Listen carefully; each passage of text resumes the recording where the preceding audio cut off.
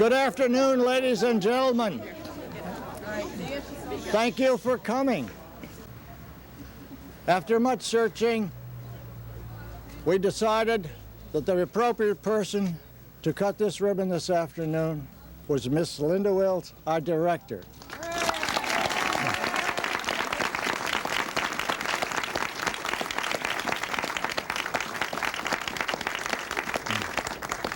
Linda did more work on this project than anyone else, basically.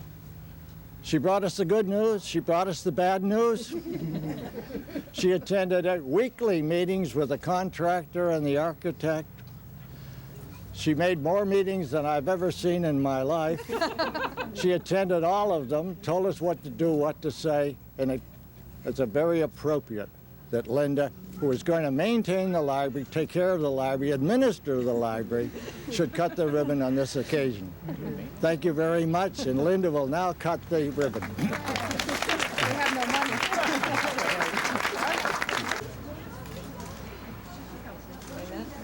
They really don't care about the ribbon, they care about you. Here we go.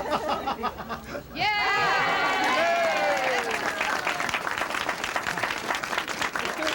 The ceremonies will continue in the Smith Room.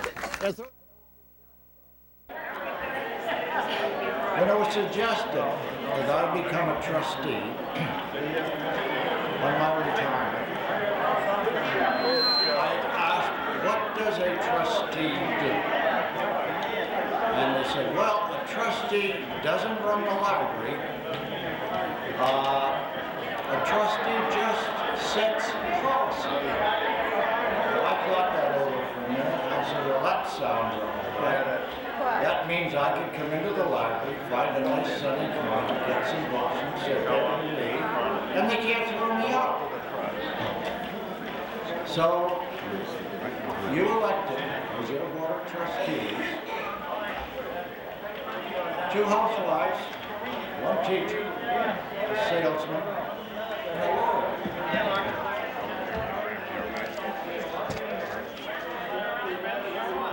We grew together, shared experiences and ideas, and called upon our friends and neighbors a lot for their expertise. We begged, cajoled, and paid for opinions and advice where obviously they couldn't make the decision by a consensus of opinion. And we were amazed and hope that you will be pleased with the results that were accomplished. And feel we have spent your tax dollars wisely. At this point, I think it would be appropriate for me to recommend some of our distinguished guests who have seen fit to come today. We have Peter Van Aken here, from the Board of Selectmen, Chairman. Bill O'Leary, John Sullivan, our town moderator, and we appreciate all of you for coming. It now gives me great pleasure to introduce our next guest and speaker, the Reverend Arlene Sullivan, Senior Minister of the Winchester Unitarian Church, who will give the invocation.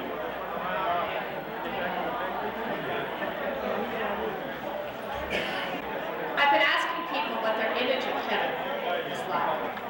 And I'm here to report to you that about 80% of the people I have asked about heaven have told me that their image is that of a garden.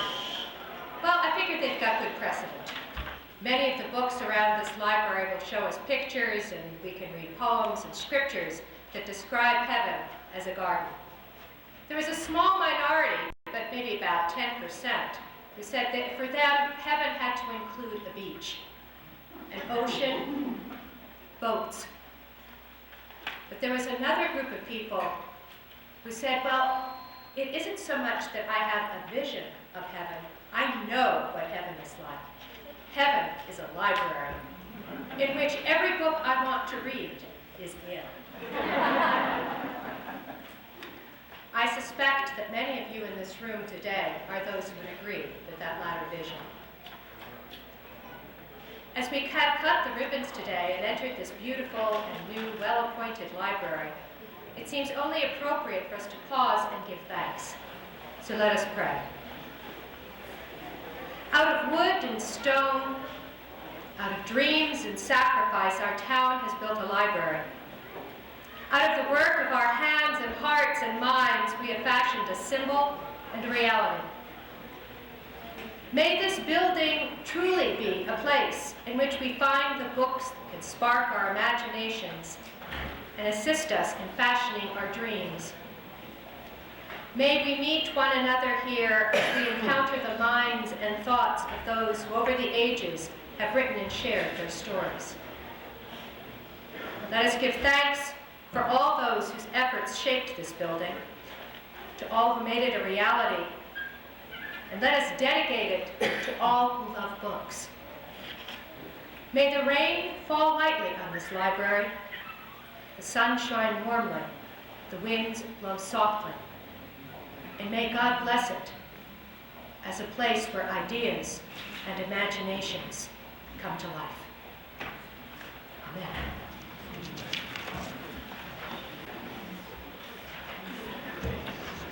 Helen Browning.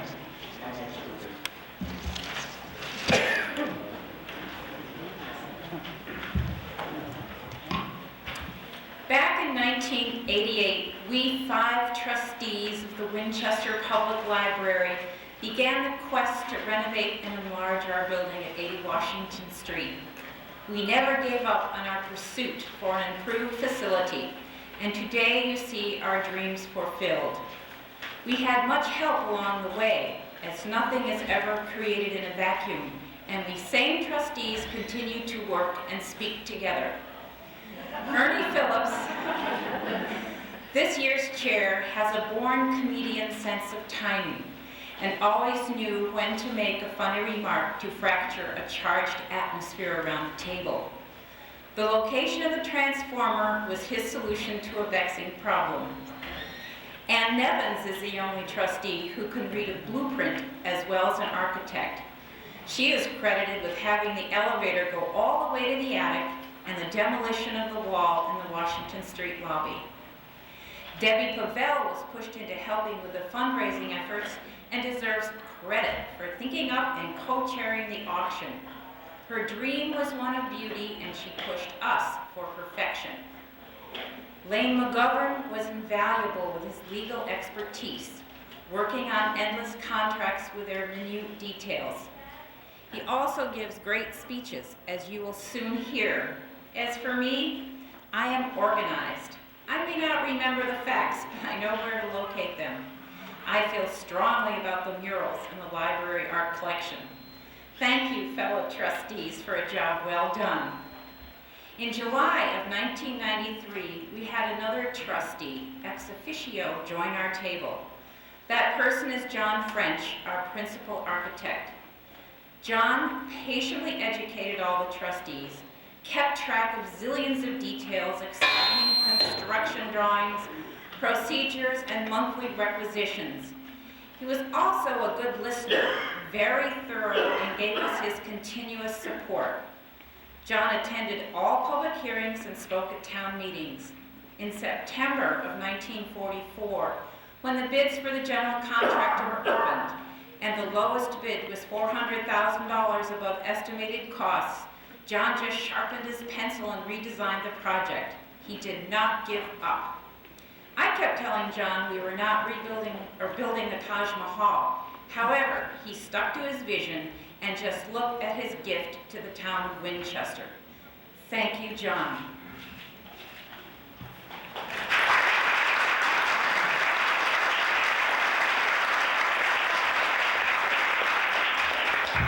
We also specified the sound system. Now, everything here is new and it's just getting broken in right now, so bear with us while the sound system works itself out. One of the reasons I got into architecture is that architecture isn't a single person. It's a whole team of people. This wasn't quite the pyramid, but sometimes it felt like it getting to build. There are a lot of people I'd like to thank. It would take too long, but I think it's wise to mention a few of certainly the firms that worked on it. Our structural engineers did a wonderful job. McNamara Salvia out of Boston.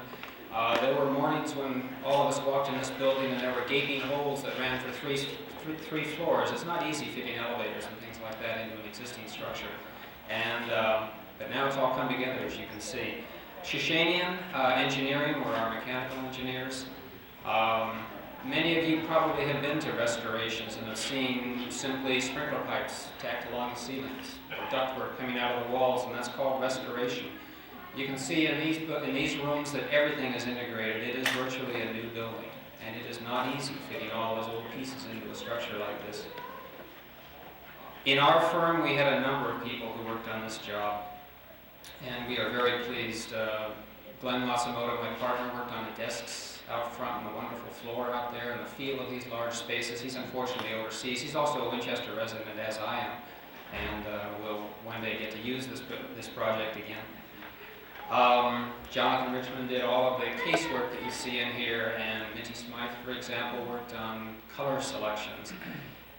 Everything looks very rich in here, but this is a public budget. And the reason that things look rich is because people have the talent to be able to get a lot out of a little. So where you see a veneer that's very fancy, the chances are that there were some decisions made elsewhere that made it a very sturdy cabinet, an excellent cabinet. Mostly it's a creative use of choices in the real world. And I'm pleased with the final outcome.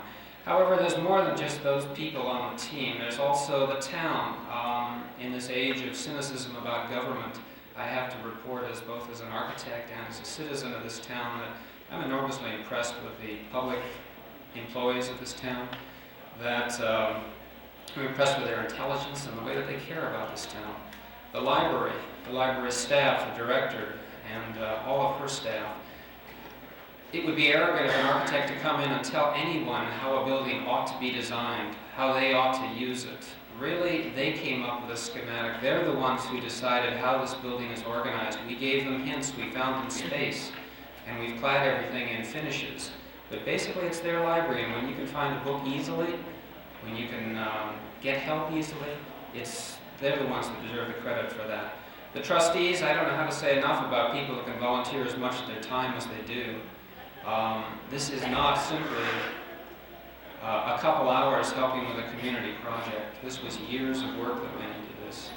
And not only years of work, but also putting themselves on the line. If this project had fallen on its face, they would have been subject to criticism, and they would have been, could have been potentially embarrassed. It takes a lot to really volunteer for that.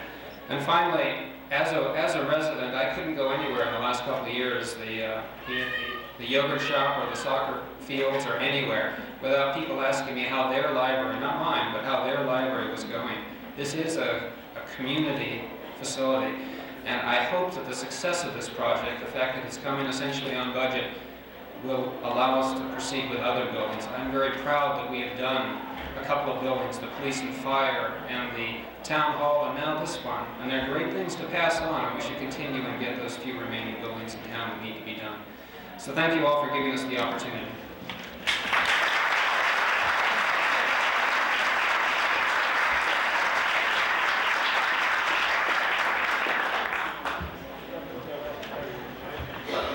I'm Linda Wills, I'm the library director, and the first thing I want to say is welcome. We are so very glad to have reached the moment when we could come back into this beautiful new building. And I have the pleasure of thanking some very special people today. First, I want to thank the entire library staff. They worked on this building project from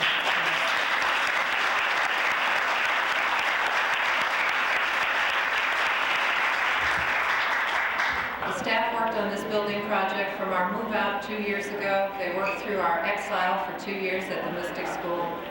They worked very hard in the last 3 weeks to make everything that you see here look beautiful and clean for this dedication. Special thanks to our department heads who, and our architect referred to this, our department heads, Mary Rose Quinn, Yvonne Coleman, Julie Kinchla, Nancy Goodwin, Jack Ramsey, and Naomi Ferguson and Marilyn Goldthwaite, who all worked closely with the architect and with Barbara Ewan and with me to make sure that their functional spaces work well. And I especially want to recognize our assistant director, Barbara Ewan, who not only planned and supervised the purchase and installation of our new computer, our new technology system, but also ran the library for the last 2 years, because most of my time went into this building project. Barbara.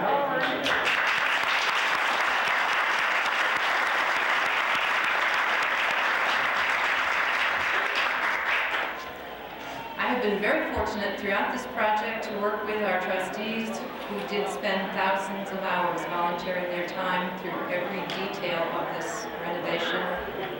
They, and indeed our architect, John French, Clark Brewer, who was his representative on site, were in on every problem-solving issue.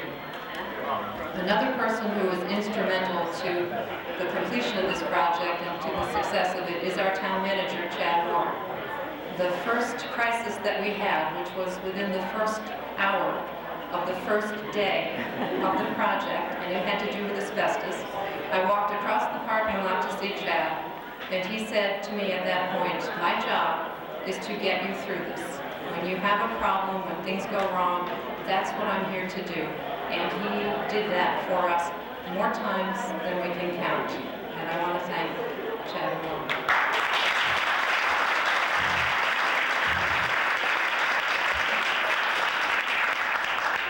Then beyond our walls, I want to thank the librarians whose brains we picked, whose libraries we visited. The thing I love about being a librarian is that we share information, and many librarians in this state shared information with us. Two in particular. I hope they're here today, I'm not sure. One is Patience Jackson, who is the building consultant for the Massachusetts Board of Library Commissioners. The other is Ellen Rauch, who works for the Eastern Massachusetts Regional Library System. A lot of their time, a lot of their information went into this project as well, and I thank them. For me, one of the unexpected pleasures of this project was the opportunity to work with so many people in the community, and you know them and you've met them today. The people who are on the Friends of the Library, the people who are on the Build for the Future Committee, the other town department heads.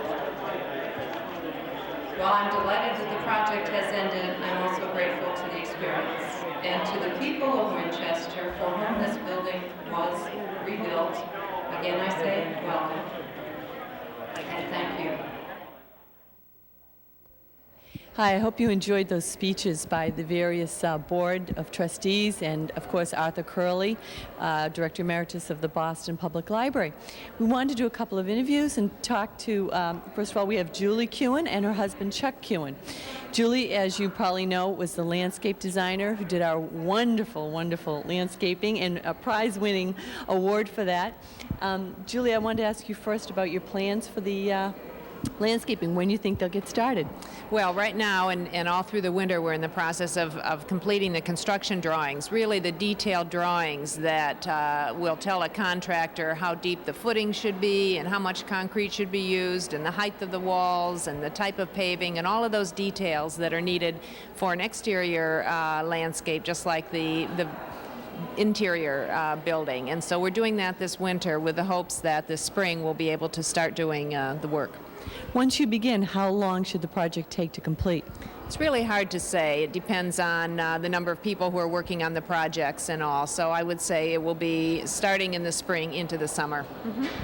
Now, with the fundraising money that we received, Julie, will you be able to complete the whole project that you had planned? I think probably not. It's really not until we have these construction drawings that we put them out to bid, and the contractors that then can tell us exactly how much it's going to cost to do the different components of the landscaping. And it's really then that we'll be able to then make a decision with the monies that have been raised to decide really what can be done in this phase and what do we need to wait until the next phase, until more monies are raised. Okay, thank you. Chuck was the chair of our major donor solicitation committee, and Chuck, you did a fabulous job. Thank you. Thank you. This is if you walk around the library, which if you haven't done yet, you have to come and see it. what separates the library from something that's pretty average is the details, the little things, the furniture, the detail in the woodwork, the restoring the artwork, the Tiffany windows, the lamps. It's the details that make this library just awesome, and that's the stuff that was paid for by anything from 5 cents to thousands of dollars that were contributed by individuals of the town. You must be very proud of your work, Chuck. I'm proud of the town.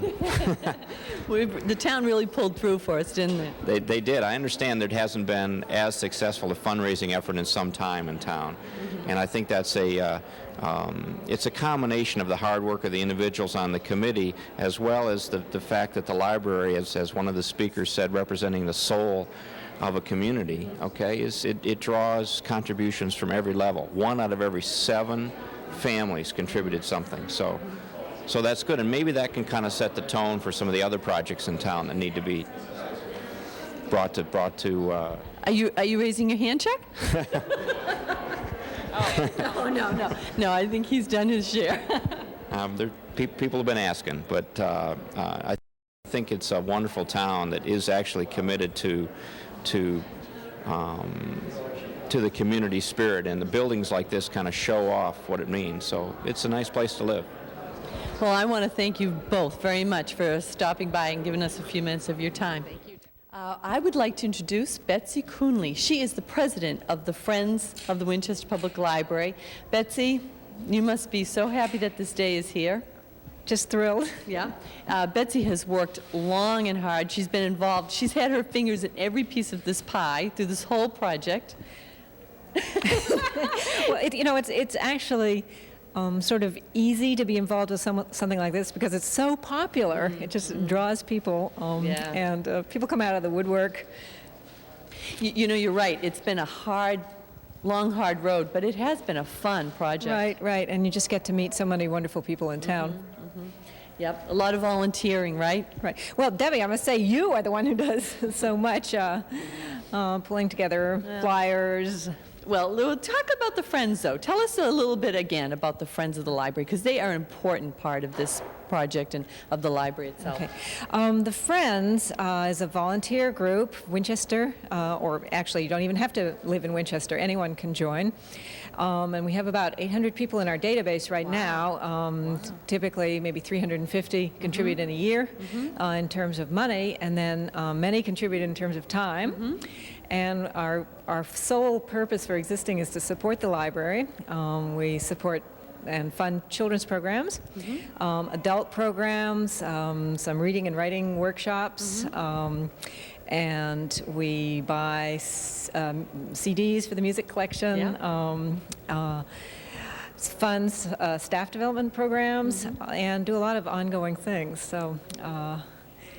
And you're always looking for more volunteers? We're always looking for more volunteers. You can take a tiny little project. You can adopt a shelf and put the books in order, or you can be in charge of fundraising. and well, speaking of fundraising, now that the library is completed or thereabouts, you are still looking for further donations, aren't you? Well, there are naming opportunities left, and Linda knows what those are, and there are a lot of particularly things connected with the landscaping yet to be done. Right. But doesn't the Friends also want to start up an endowment fund? Well, the trustees should really speak about that instead of me. Okay. All right. Well, thank you, Betsy. It's been terrific, and thanks for spending a couple of minutes with us. Thank you. I wanted to introduce Barbara Yuan. She is the Assistant Director of the Winchester Public Library.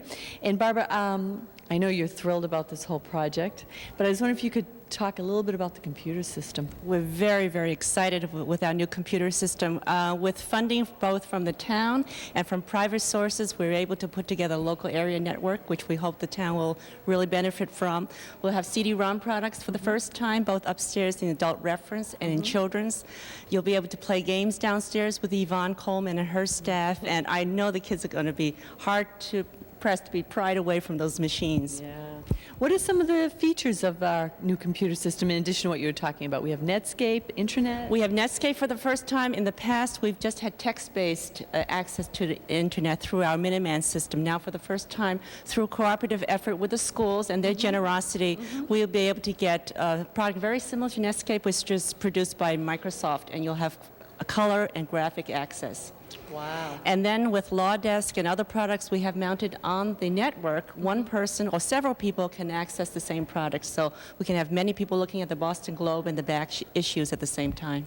The other thing I thought that was pretty neat is when the schools upgrade all their computer systems, the students can get their homework through the internet right here. Is that correct? Well, we hope to do that they can look up their assignments and we can have another cooperative venture with the schools.